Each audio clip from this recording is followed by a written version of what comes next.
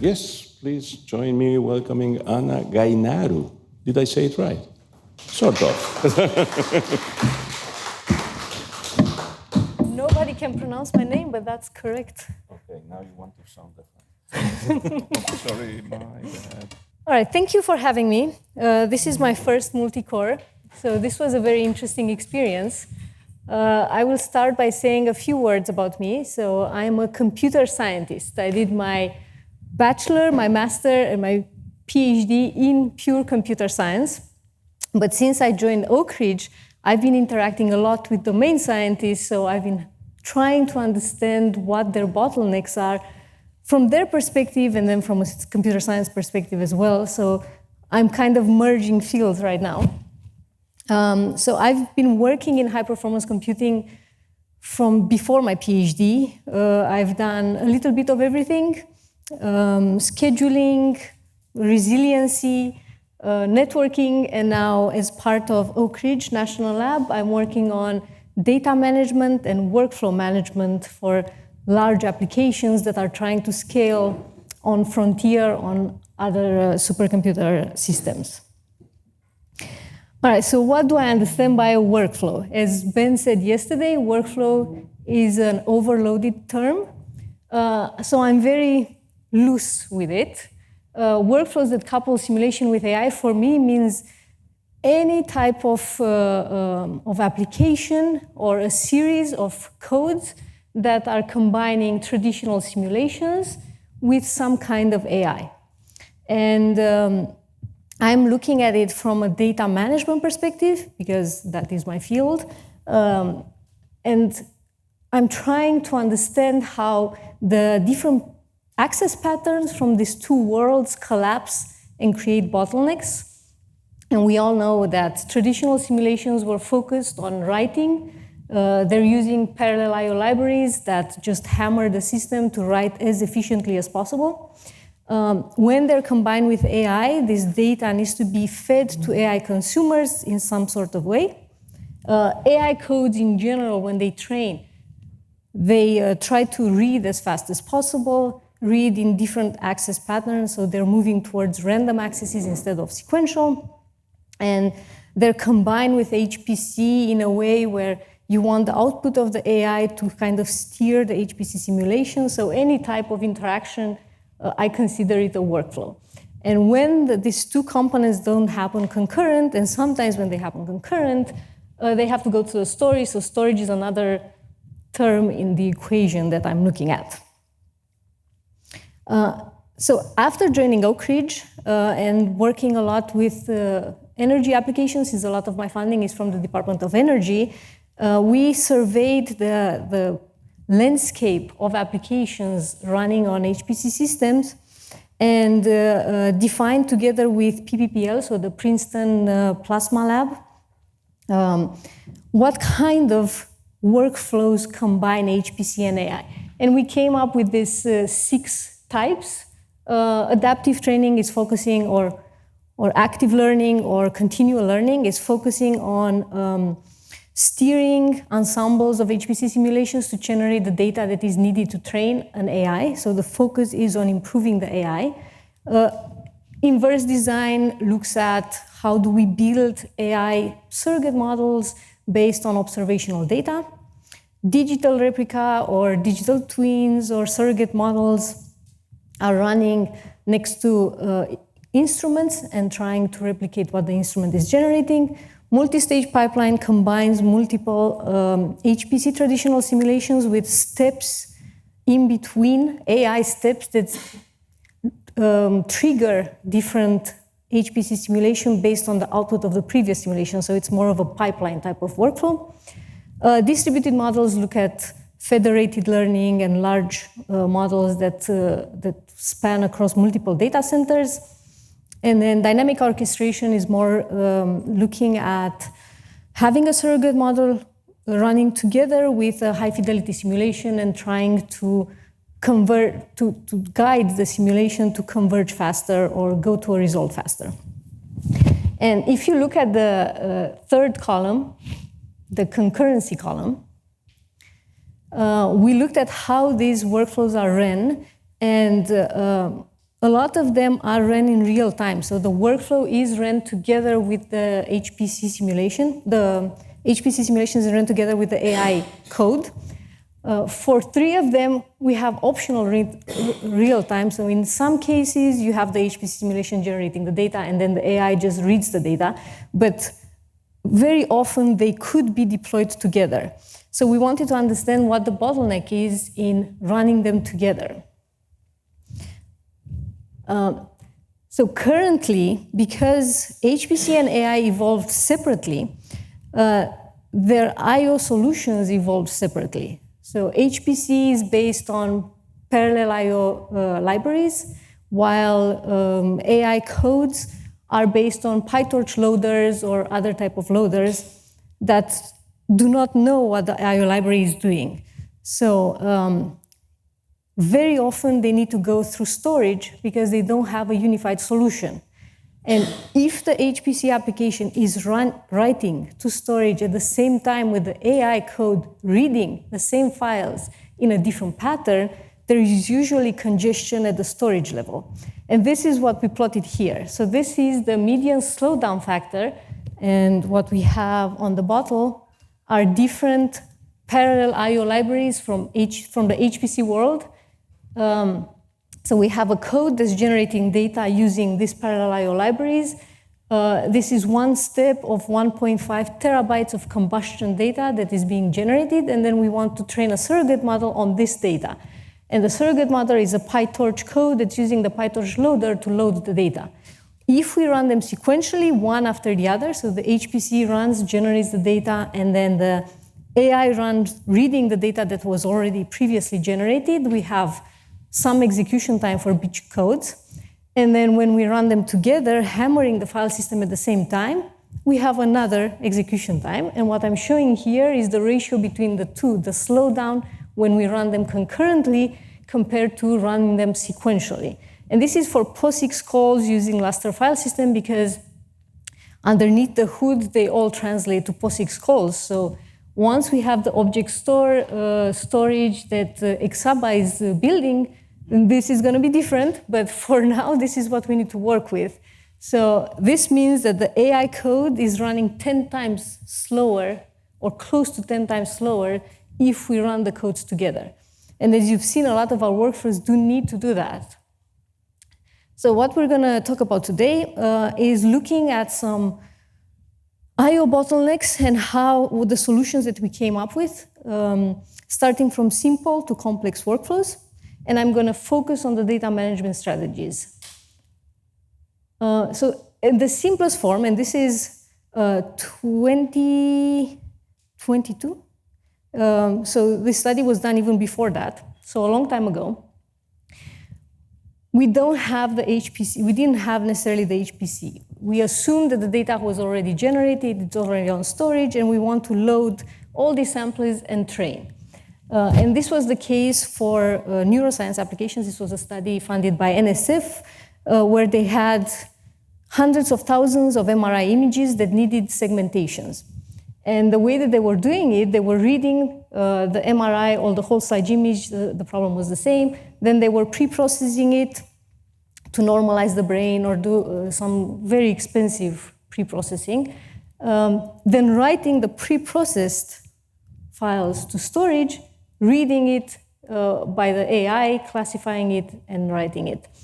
And the performance was very bad because they were basically denial of service attack is what they were doing. They were hammering the file system, trying to read all these MRI images at the same time.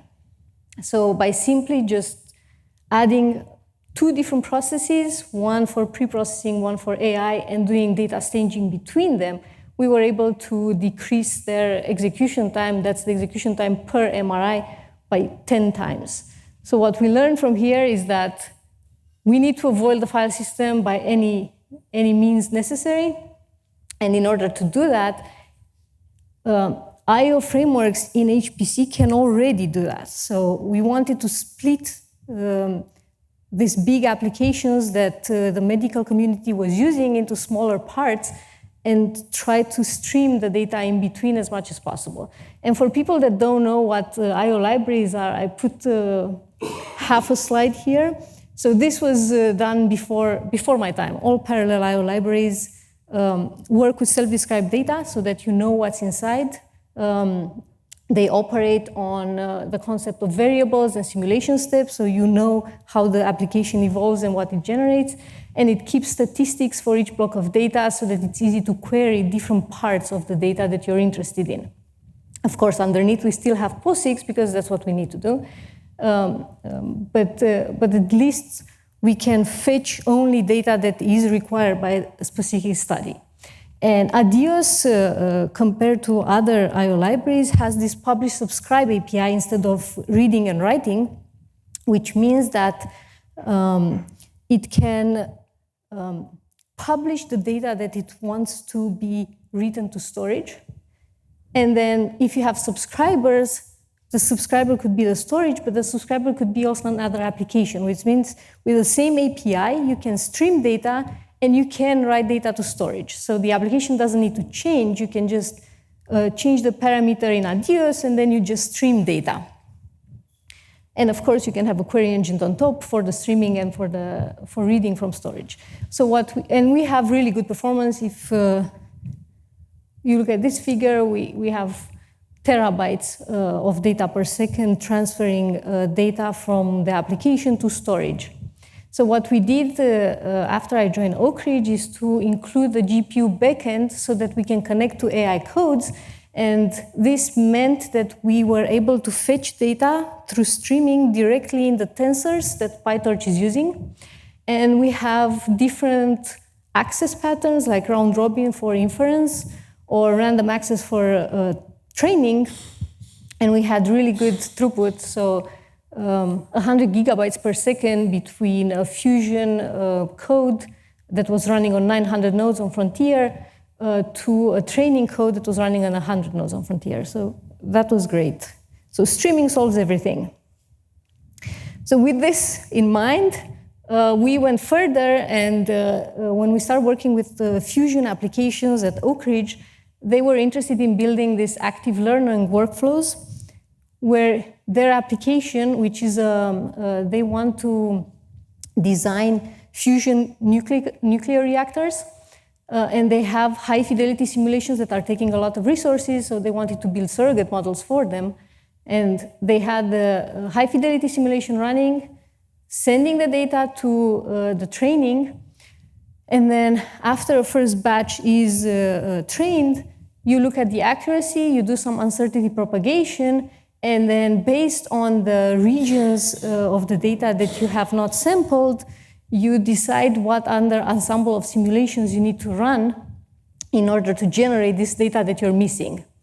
And we were able to, if we look at the figure, get to the same accuracy of the model, running the same amount of time, but on much less data samples. So we were able to run more than 20 times less high fidelity simulations to generate the data because we were sampling the data exactly where we wanted. And this was great, and it worked great because the high fidelity simulation that they were running wasn't a large scale simulation. It was taking a long time, but it was a single node simulation. So the scientists were basically telling me, that's fine. We don't have the data for something. We're just going to run the application. It's cheaper to run the application than look for the data that we already have, which is kind of crazy. So what I proposed was just change their workflow just a little bit. When they have this uncertain propagation, when they look for the data that they're missing, if this data exists in storage, then just fetch the data from there instead of rerunning your simulation. It sounds like a very decent idea. Well, finding the data set turned out to be much harder than I thought. So that meant we had to look through thousands of data sets that they generated and try to, over multiple data centers that they don't keep track on, right? Some on tape, some on the parallel file system, some were on the scientist's laptop because these were not huge simulations, so they could run on the laptop. So finding the relevant data set turned out to be something hard. Once it's found, of course, we know how to find inside the data set the parts of the data that we want, because parallel I/O can provide this for us. But fetching the data might not be as straightforward. When you want to fetch something that's on frontier right now, you use what? Globus or FTP or SSH. In those cases, you don't do it through the parallel I/O library, which means you need to download the entire file to your laptop and then choose the parts that you're interested in. And then we need to be able to prepare the data sets so that they can be ingested by the AI. So we had to work on all these parts, and we came up with a framework on top of parallel I/O libraries that have 4 steps. They have metadata management, where we collect and distribute metadata across multiple runs. So we already have metadata for one particular run, but we want to be able to keep track of multiple campaigns. So for example, when I make experiments for a paper, I run applications usually with different configurations many times. If I use our framework, which is hooked to workflow management system, so if I just submit my runs through our workflow management system, we can keep track of what the input configuration was, what the code version was, performance numbers, and data set location, because data sets in our case are petabytes, terabytes. We can't really upload them to a centralized place, so we want to keep track of where they are. And then once this code finished running, if I do some analysis, I can add the analysis to the campaign. I can add images that were generated. I can have replicas if I have the same file on my laptop and on Frontier. And then on top of it, I can index it so that it's easy to query them. And I can sometimes, very, very rare, I can get scientists to give me schemas so that I know the mesh type that was generated, the units, for example, if they have temperature, is it Fahrenheit or Celsius? And I keep all this information in a centralized and easily accessible way. Second, a lot of the training is not done on the data that is generated by a simulation, but rather on quantities of interest that are applied on top. For example, for cyclones, the curl of the magnitude of velocity is more of interest because that's where cyclones are being formed than the actual velocity. So we want to be able to know what these quantities of interest are and then store them in an efficient way. For example, if we know that that data is going to be used, maybe we want to store the quantity of interest. If the data is not used, but the statistics are used for queries, we just store the statistics. Or if we just know that this quantity of interest is of interest, but nothing is going to be done on it except analysis, we could use it for compression, because compression can take quantities of interest to guarantee error bounds for that quantity of interest. So we're storing that in the campaign as well. And then on top of it, we can have this multi-level query engine that can query campaign indexes to find data sets, to find the location of the data sets, then to be able to extract quantities of interest information and be able to work on this data with different accuracies, so apply compression on the fly.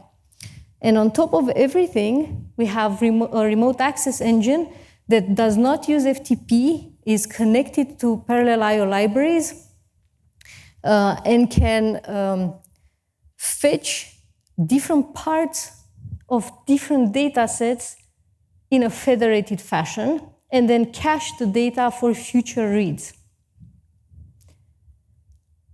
All right, and this is a lot of words. So I wanted to do a live demo, but then I realized I don't have time for that. So I have a print screen of the live demo. So how is this looking? Our framework has a Python API so that AI codes can work directly with it. It also has a Bash API so that some scientists can work with it. Others are just using Jupyter Notebook and the Python API. But in my case, I'm old school, so I'm using Bash, so this is what we're going to look at.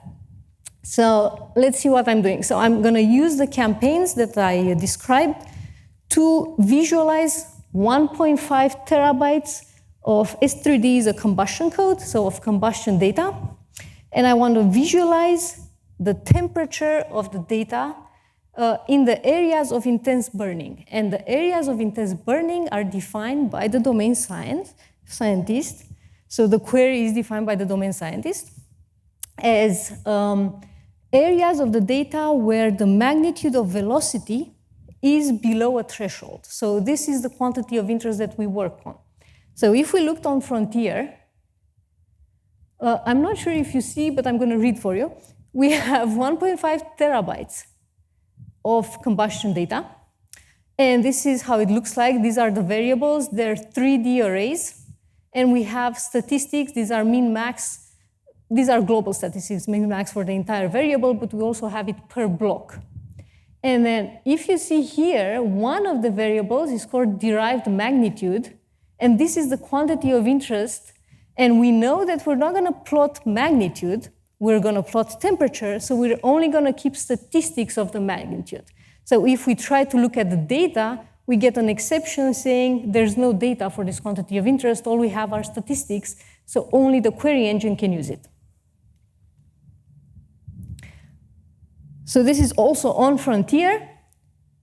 This file is part of a campaign, and because I was rushed when I did this demo, we only have this file in the campaign, but it could have many data sets here. It could have images, it could have input data, it could have a lot of things. It has the host name, and it has the location on the host name where this data set is. And this file, right now we use Dropbox to sync it. After hearing the talks from Ilkay yesterday and Manish the day before, we could use the data platform that they're building for this metadata file. So this metadata file is only 1.2 megabytes, and it contains all the information about this data set. And once we download it, so here, this is my laptop. Once we download it on my laptop, I can see the same path as you can see on Frontier. You can see the same variables that you see on Frontier. And this is the derived variable that I'm having. So all I have to do is move this configuration, this metadata file from Frontier to my laptop, which will allow me to look at it as if the data is local. So at this point, I assume all my data is local, even though I know it's not. So I define a query, and this doesn't matter. This is just the way that Adios does queries, but depending on what type of data set you have, if it's HDF5, then you would use an HDF5 query. So you define the query, and in this case, I define that I want this data set, just one data set. You could say I want all the data sets where the input parameter was X. But in this case, I only have one, so I want all the data sets in the campaign and get me all the blocks where the temperature, all the blocks for temperature where the magnitude of velocity is below 0.5, and I want it with an accuracy of 10 to the minus 2. And thus, the parallel I/O library sees that this is a remote access because the data is not local, it's on Frontier. I don't know this when I make the query. So it pops a login window. This is the login to Frontier, so you need to have access to Frontier in order to have access to this data because that's where the data is. And then we download 139 blocks. This is 1.3 gigabytes, and it took 13.8 seconds because I was, I mean, this is pretty good, but I was in Oak Ridge where Frontier is, so I'm assuming if I was doing this from here, it would be much worse. But then I could just have a lower accuracy, in which case I would download less data. All right, and once the data is downloaded, I can open and visualize it with ParaView. And if I wanted to plot something else because I'm missing something, I can just change the query, and I'm acting as if the data is local, but I'm waiting more for the data transfer. But at least you don't have to do any SCP or any other All right, so going back to combining this with AI. So this is for human interaction. If we go back to the AI, what we wanted was to be able to have this part. If data exists, fetch from storage. So we are working, this is also a SciDAC application. It's using K-star data. So it's building a digital twin for when K-star is going to be operational. And they ran their simulations. That's why the HPC side is faded. So they already have more than 2,000 runs of their high fidelity simulation, and they want to build a surrogate model. So they are doing this workflow, but it's by fetching from storage regions that are missing in order to train the AI. And I just put some numbers. So they created campaigns. These are 3 of the parameters that they're using. There are 251 runs, this many variables. In order to read all the variables, some are on frontier, some are on per matter. Most of them are on per matter. If you train on per matter, it's going to be 9.2 seconds. If we train on your laptop, it's going to be 47 seconds to be able to read all the data from this campaign and create random batches on it. If you want to go over all the campaigns, which are more than 2,000 runs, you have all the data in about an hour if you wanted to train on the whole thing. But you don't need to know where it is. You don't need to prepare it. So you don't need to copy the data in the same place. And typically, what do? You create a train, a validation, and a testing folders, and you do PyTorch or that. You don't need to do any of that. The data is just being fetched from wherever it is. All right, so how will this help us for the Genesis mission? Genesis is a new project by DOE to build our capabilities in AI. And part of this, I'm on the computer science-based research, but they fund a lot of model teams that are trying to show how AI can help domain science. And I'm working a lot with them to try to optimize what they want to do. And most frequently, what they want to do is build this reasoning model on top of a foundation model. So they want a reasoning model that comes up with hypothesis, and then using the foundation model to test their hypothesis.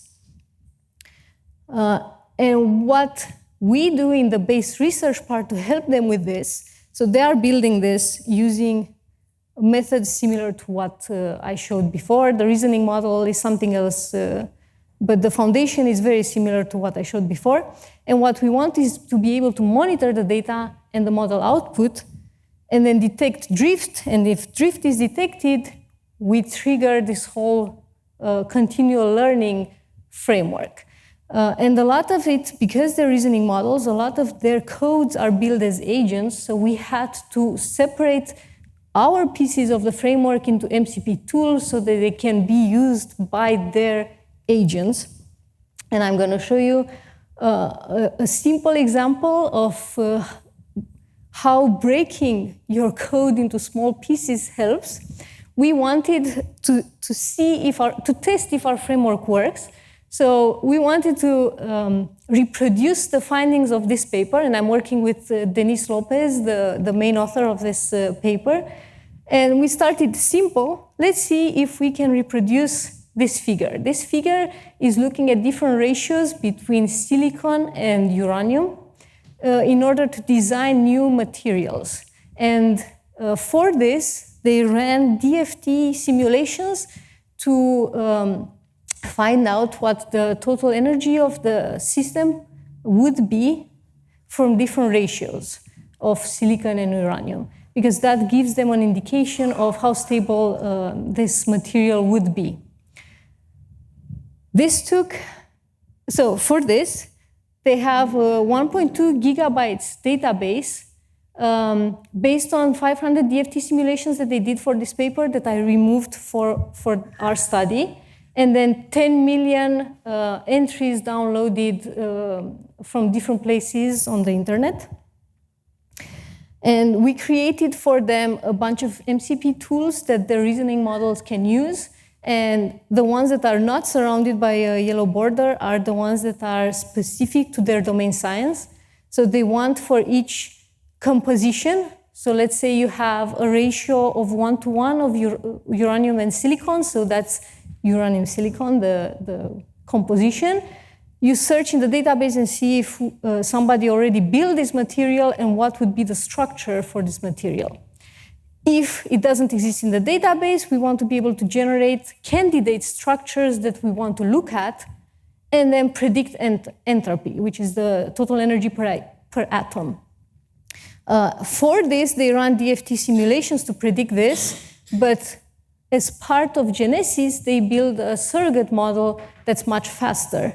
And that's what we're going to use to predict the energy. And then we plot it.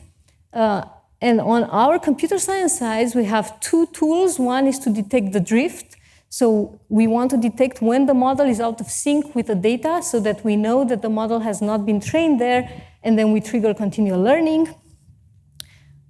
And they all use the IO framework. And the finding is that the original study took 6 months. It ran 500 DFT simulations. And that took over 10K node hours on Frontier. When we used this reasoning model with the tools, we were able to generate the same figure in 1 week. Drift detector was detected only 10 times, so only 10 times we had to run DFT simulations to update the model. The training needed only 1 node hour, is really fast. And in total, in order to do inference on all the points, because we found much more points than here, we needed less than 1K node hours. And it was all I had to do was give to the reasoning model this text, find the base structures for compositions containing uranium and silicon, tell it what the steps are, and let it run.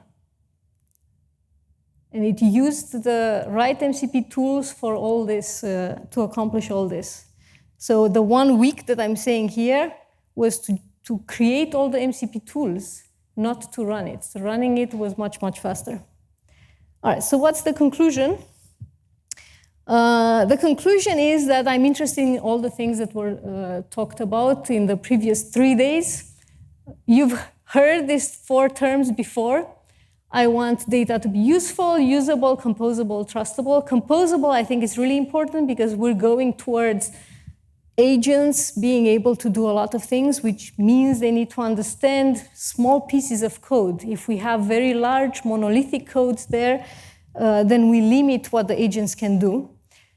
Trustable is extremely important, and I heard a lot of people talking about making data trustable and making AI algorithm trustable, but let me tell you, we need to make the humans trustable as well, because doing this study, I let the domain scientists play with the MCP tools, and then I just looked at the logs of what they were doing. And in a lot of the cases, the agents were not triggering MCP tools. They were just going to the internet and taking the answer because they are connected to the internet. So if you don't know what they're doing, right, the energy predicted was not the energy based on the surrogate model, was the energy that it found on the internet. They don't know that this can happen, so that they don't know that they need to look for this. So education should also be part of it, because they all have access to these tools now, so we need to be careful how we use them. Thank you.